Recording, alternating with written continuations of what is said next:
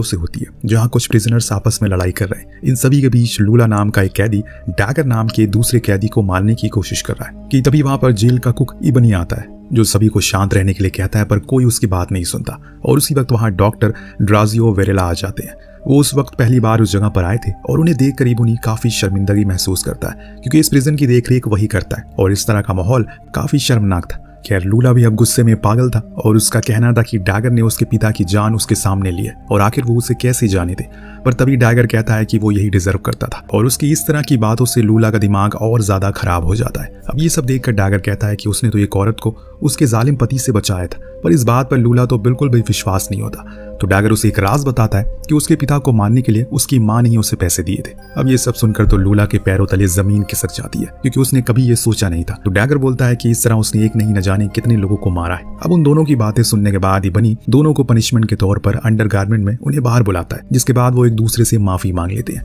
इसके बाद इबनी उन सभी को किचन की नाइफ वापस करने के लिए कहता है कि अगर 3 गिनने तक किसी ने उसके नाइफ को वापस नहीं दिया तो वो रोज उनमें से एक को मार देगा। इसके बाद 3 गिनते ही नाइफ को उसके सामने सब फेंक देते हैं। इसके बाद डॉक्टर बाकी के जेल को देखने के लिए जाता है। आगे वो उन लोगों से मिलता है जो कि रेप और उस तरह के बड़े बड़े क्राइम के लिए वहां पर आए थे और इस वजह से उन लोगों को एक काले रूम में बंद करके रखा गया था। पर डॉक्टर उन्हें बाहर आकर हवा खाने के लिए कहता है, लेकिन कोई भी बात उनकी नहीं सुनता। इसके बाद वो सभी जगह को एक्सप्लोर करता है, जहाँ कुछ प्रिजनर्स खाना खा रहे होते हैं और कुछ अपनी जगह की सफाई कर रहे होते हैं। असल में डॉक्टर वहां पर HIV के इन्फेक्शन को चेक करने के लिए आए थे और तभी उन्हें एक आदमी दिखता है जो कि खून की उल्टियां कर रहा है। उसे देखते ही वो उसे आइसोलेट करने के लिए कहते हैं, क्योंकि वो TB का पेशेंट था। पर ये सुनते ही सभी कहते हैं कि उसे आइसोलेट करेगा कहाँ, क्योंकि इस जेल में तो इतनी जगह ही नहीं है।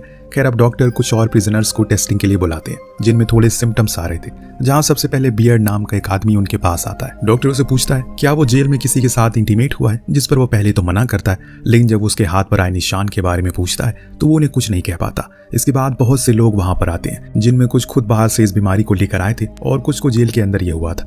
इस तरह से डॉक्टर को बहुत सारे सैंपल लेने पड़ते हैं। इसके बाद रात तक उसका काम खत्म हो जाता है और जब वो जाने लगता है तो वो बहुत से क्रिमिनल के सेल में देखता है। जहाँ कुछ लोग आराम से टेलीविजन देख रहे थे, वहीं कुछ अपना खाना बना रहे थे। उन्हें देखकर ऐसा लग रहा है कि मानो वो सभी जेल में नहीं बल्कि अपने घर में हो। खैर, इन सब के बाद डॉक्टर बाहर जाने के लिए वहाँ के सिक्योरिटी गार्ड को गेट खोलने के लिए कहता है, पर गार्ड उसे देखकर पहले अपने सीनियर ऑफिसर से कंफर्मेशन लेता है। लेकिन तभी अचानक कुछ कैदी डॉक्टर की तरफ आने लगते हैं। उन्हें रात में इस तरह पास आता देख वो थोड़ा घबरा जाता है, लेकिन तभी वो गार्ड वापस आता है और गेट को खोल देता है। जाते वक्त उनमें से एक कैदी डॉक्टर से पूछता है क्या वो कल वापस आएगा, जिसका कोई जवाब दिए बिना डॉक्टर वहां से चले जाते। डॉक्टर सोच रहा था कि क्या वो कल वापस से उस जेल में जाएगा और अगले दिन एक बार फिर से वो जेल के कैदियों को ट्रीट करने के लिए आ ही जाता है। इस बार सबसे पहले इबनी वहां आता है। असल में उसे सांस लेने में कई दिनों से तकलीफ हो रही है, क्योंकि वो सिगरेट पीता है और इस वजह से वो चेकअप के बाद सबसे पहले यही पूछता है उसके पास और कितना समय बाकी है। वो डॉक्टर को अपनी कहानी बताने लगता है। असल में कई सालों पहले इबनी अपने दोस्तों के साथ चोरी किया करता था। तभी एक दिन क्रिसमस पर उन्होंने एक ज्वेलरी की दुकान में चोरी की और घर आते वक्त उसे लगा कि उसके दोस्त ने उसे कुछ छुपाया है और इसी वजह से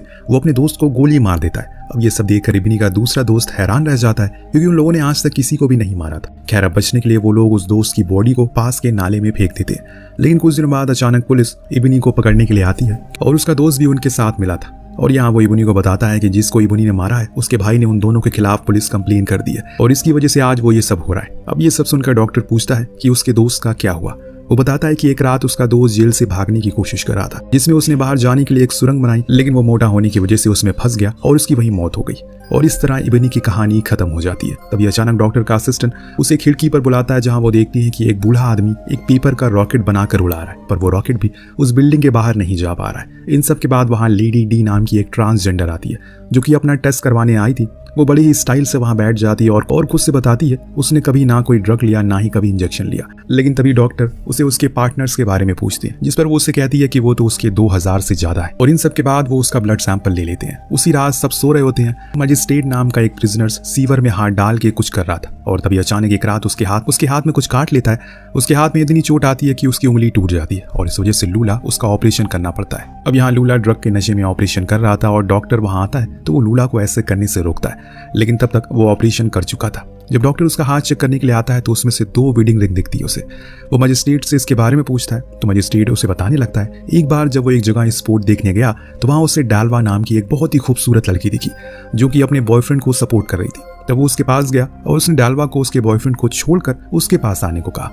अब ये सुनकर पहले तो डालवा को लगा कि वो मजाक कर रहा है, लेकिन जब मैजिस्ट्रेट ने उसे शादी करने के लिए पूछा तो वो सोच में पड़ गई। तभी वहां पर उसका बॉयफ्रेंड आ गया जो उसके साथ जबरदस्ती करने लगता है। अब ये सब देखकर मैजिस्ट्रेट अपनी गन निकाल लेता है और ये देखकर वो लड़का वहां से भाग जाता है। इन सब के बाद वो दोनों शादी कर लेते हैं और मजे से जिंदगी जीने लगते हैं। तभी एक दिन जब एक रेस्टोरेंट में डालवा और मैजिस्ट्रेट दोनों डांस कर रहे थे तो मैजिस्ट्रेट की नजर वहां कम कपड़ों में खड़ी एक लड़की पर पड़ती है। वो उसे अगले दिन बीच पर मिलने के लिए कहता है, लेकिन तभी वहां डालवा आ जाती है और उस लड़की को भला बुरा कहने लगती है। अब ये लड़की रोजरीन बेसिकली एक सेक्स वर्कर थी और अब वो जानकर मैजिस्ट्रेट को अपने पास बुलाती है, जिसके बाद उन दोनों का अफेयर चालू हो जाता है। मैजिस्ट्रेट रोजरीन के साथ एक घर में रहने लगता है और इस तरह उसकी 2 बीवियां बन जाती है। लेकिन तभी वहां पर डालवा आती है और अपने हस्बैंड को रोजरीन के साथ देखकर उसका तो दिमाग फट जाता है। वो दोनों की ब्लैंकेट पर पेट्रोल डालकर उन्हें ऐसे ही जला देती है। हालांकि वो दोनों तुरंत ही जाग जाते हैं, पर दोनों वहीं पर बुरी तरह लड़ने लगते हैं। रोजरीन कहती है कि उसके पेट में मैजिस्ट्रेट का बच्चा है, जिसके बाद वहां पुलिस आ जाती है और इन तीनों को पकड़ लिया जाता है। उस जगह पर आग लगने के इल्जाम में मैजिस्ट्रेट खुद पर ले लेता है, जिसके लिए उसे 16 साल की सजा होती है और इस तरह वो यहाँ पर आ गया। खैर वहीं दूसरी तरफ जीको नाम का एक दूसरे प्रिजनर को अपने रूम में ड्रग दे रहा होता है और इसके साथ उसका भाई डिसोडा भी था। अब डिसोडा उस वक्त अपनी बहन फ्रांसी का लेटर पढ़ रहा था। तभी अचानक जीको उसे पूछता है क्या फ्रांसी ने उसके बारे में कुछ लिखा है, जो सुनकर डिसोडा कहता है हाँ, उसने पूछा है कि वो कैसा है। पर यह सुनकर जीको कहता है कि वो कुछ भी उसे पूछना चाहती होगी, पर डिसोडा कहता है कि अगर उसे पता होता कि उसे क्या किया है तो वो ये भी ना पूछती। अब ये सब सुनकर जीको काफी गुस्सा होता है और वो गुस्से में खून से मिला हुआ पानी पी लेता है। खैर डॉक्टर और भी दूसरे पेशेंट को देखने के लिए जाते हैं जिनकी हालत काफी खराब थी और उनकी इस हालत का जिम्मेदार उनका खराब रहन सहन था। अब डॉक्टर सभी को देख रहे होते हैं कि तभी एक पेशेंट जिसकी हालत काफी खराब थी उनसे बाहर ले जाने के लिए कहता है, पर वो रेप के अंदर सजा काट रहा था, इस वजह से डॉक्टर उसके लिए कुछ भी नहीं कर सकता। अभी अचानक लूला वहां भागते हुए आता है और डॉक्टर को साथ चलने के लिए कहता है, क्योंकि जीको अचानक बेहोश हो गया है। जब डिसोडो और बाकी लोग उसे ला रहे थे तब तक वो होश में आ जाता है। इसके बाद वो डिसोडो अपनी कहानी बताने लगता है। असल में बचपन में एक दिन अचानक जीको की माँ उसे छोड़ के चली गई और तब डिसोडो और उसकी बहन फ्रांसी उसके साथ, जिसके बाद वो लोग उसे अपने घर ले जाते हैं और इस तरह वो तीनों साथ साथ बड़े होते हैं। जब वो तीनों साथ एक लेक में नहा रहे थे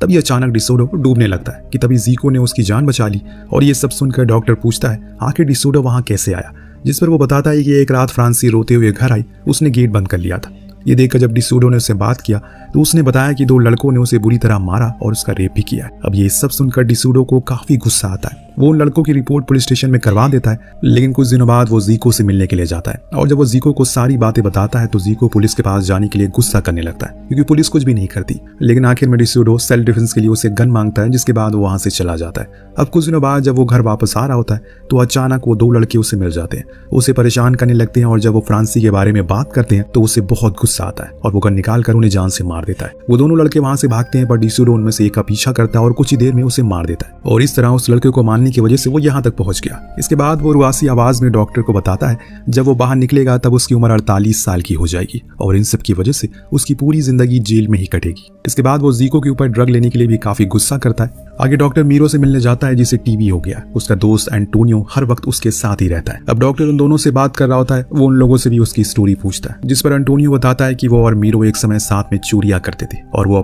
अपना प्लान बड़ा सोच समझ कर बनाते थे और इस वजह से वो कभी पकड़ी नहीं गए। इस वजह से उनके पास बहुत सा पैसा था। लेकिन तभी एक दिन एंटोनियो मीरो को बताता है कि उसकी वाइफ एक पुलिस वाले के साथ मिलकर उसे धोखा दे रही है, पर यह बात मीरो को सहन नहीं होती।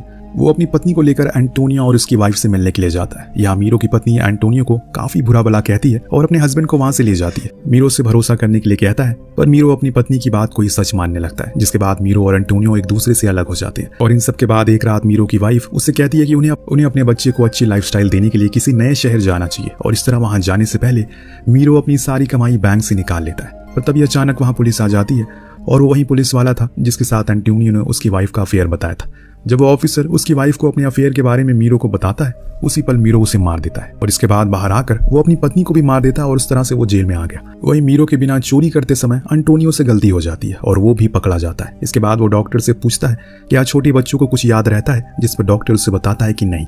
ऐसा मीरो इसलिए पूछ रहा था क्योंकि जब उसने अपनी वाइफ को मारा था तब उस कार में उसका बच्चा भी था और इस तरह उस वक्त मीरो दम तोड़ देता है। इन सब के बाद उस प्रिजन में बीमारियों से भागने के लिए डॉक्टर पूरे प्रिजन में अच्छे से सफाई करवाते हैं। वो वहाँ एक डांसर को बुलाते हैं। सभी प्रिजनर्स को बुलाकर उन्हें कॉन्डम का इस्तेमाल करना सिखाते खाते हैं, क्योंकि HIV का मेन कारण ही फिजिकल इंटीमेसी है। खैर, इस तरह से बहुत से कैदी अपनी हेल्थ और फिटनेस पर ध्यान देने लगते हैं और इस तरह एक दिन विजिटर डे आता है और एक दिन कैदियों से मिलने वाले लोग उनके साथ कैफेटेरिया में बैठकर खाना खा सकते हैं। अब उस दिन फ्रांसी अपने दोस्तों के साथ डिसोडो से मिलने के लिए आती है। तभी जीको भी फ्रांसी से मिलने के लिए आता है। यहाँ फ्रांसी जीको को देखकर काफी खुश होती है, लेकिन तभी डिसोडो कुछ बुरा भला कहता है, जो सुनकर जीको वहां से चला जाता है। इसके बाद फ्रांसी उससे मिलने के लिए जाती है, जहाँ वो उससे पूछता है आखिर उसके साथ वो किसने किया। वहीं दूसरी तरफ मजिस्ट्रो की वाइफ डाल्वा उससे मिलने के लिए आती है, जिसके साथ वो इंटीमेट हो रहा था कि तभी वहां रोजरीन भी आ जाती है। वो दोनों ही लेडीज उस वक्त अपने बच्चों के साथ वहां पर आई थी। जैसे ही वो एक दूसरे को देखती है, बुरी तरह से गुस्सा होने लगती है और सभी ये नजारा देख रहे थे। मजिस्ट्रेट बड़ी मुश्किल से उन दोनों को शांत कराता है और वो उन्हें आपस में सुलह करने के लिए कहता है, पर डाल्वा और रोजरीन उसे उन दोनों में से एक को चुनने को कहती है, जिसके लिए वो सुनकर मजिस्ट्रेट का दिल टूट जाता है और वो वहीं दुखी होने लगता। वहीं इबोनी की वाइफ भी, उसका बेटा भी उससे मिलने के लिए आए थे और वो सभी काफी खुश थे। वहीं एंटोनियो की वाइफ उसके ऊपर शक करने के लिए माफी मांगती है, जिसके बाद वो एक फैमिली की तरह अपने बेटे का बर्थडे सेलिब्रेट करते हैं। इन सब के कुछ ही देर में टाइम खत्म हो जाता और सभी विजिटर अपने घर वापस जाने लगते हैं। अब जाते वक्त फ्रांसी के फ्रेंड जो डिसीडो से मिलने आई थी, वो उसे नेक्स्ट टाइम आने के लिए पूछती है, पर डिसीडो उस वक्त उससे कहता है कि उसे बाहर आने में अभी बहुत समय है, इस वजह से वहां से चली जा। रात में डैगर एक दूसरे कैदी के सेल में जाता है, जहां सुबह एक आदमी की लाश मिलती है। असल में ये वो आदमी था जो कई दिनों से डैगर की इंसल्ट कर रहा था। वहीं दूसरी तरफ लेडी डी और उसके लवर की HIV रिपोर्ट आ चुकी है और अब वो दोनों बड़ी ही एक्साइटमेंट से उसे खोलते हैं। रिपोर्ट देखते ही दोनों खुशी से पागल हो जाते हैं, क्योंकि वो दोनों की रिपोर्ट नेगेटिव आई थी। पर तभी अचानक लेडी डी का लवर दुखी हो जाता है, क्योंकि उसे कुछ दिनों बाद आजादी मिलने वाली है। और जब वो ये बात अपनी लवर को बताता है तो वो खुश हो जाती है। और इसके बाद एक दिन जीको को अचानक से बैठे बैठे ऐसा लगता है कि कोई उसे मारने आ रहा है। इस वजह से वो चाकू इधर उधर घुमाने लगता है। तभी डिसीडो आकर उसे रोक लेता है। असल में ये सब उन ड्रग का कमाल था। खैर, इस तरह से एक रात जीको एक आदमी को गर्म पानी से जलाकर मार देता है। इस वजह से मजिस्ट्रेट जीको को बहुत लोगों से मरवा देता है। वहीं दूसरी तरफ लेडी डी और उसका लवर सभी लोगों के सामने शादी कर लेते हैं और वहां उसका लवर ये प्रॉमिस करता है कि वो बाहर जाकर उसके बाहर निकलने का इंतजार करेगा, ताकि वो उसके साथ एक फैमिली बना सके। वही मजिस्ट्रेट इजी नाम के कैदी के पास जाता है, जो कि जीको की तरह ड्रग लेता है और इसी वजह से उसका भी दिमाग ठीक काम नहीं करता। इसीलिए वो इजी को जीको को मारने के इल्जाम अपने सर लेने के लिए कहता है, जिस पर वो मान जाता है। और इस तरह से अगले दिन वो सभी के सामने आता है और चाकू फेंक कर चला जाता है, जिससे ये साबित हो जाता है कि उसी ने जीको को मारा है। इन सब के बाद वो एक रात जीको डैगर के रूम में आता है और यहाँ वो डिसीडो को अपने साथ लेकर आया था।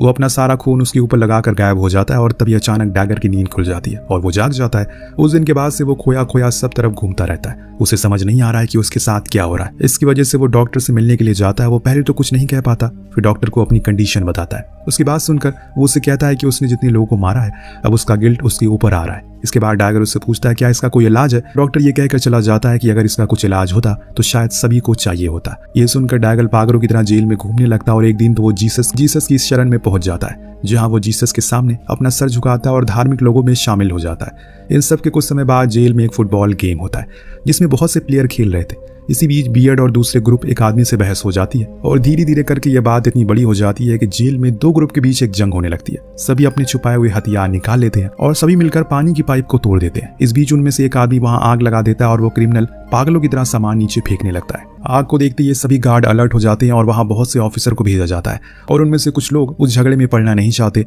वो एक रूम में जाकर छुप जाते हैं और टेलीविजन देखने लगते हैं। कुछ देर बाद वहां जेलर आता है और सभी को अपने हथियार फेंक देने के लिए कहता है। अब यहाँ जेलर की बात मानकर वो लोग हथियार फेंक देते हैं, क्योंकि उन सब की बस एक ही डिमांड थी और वो था रहने के लिए अच्छी व्यवस्था।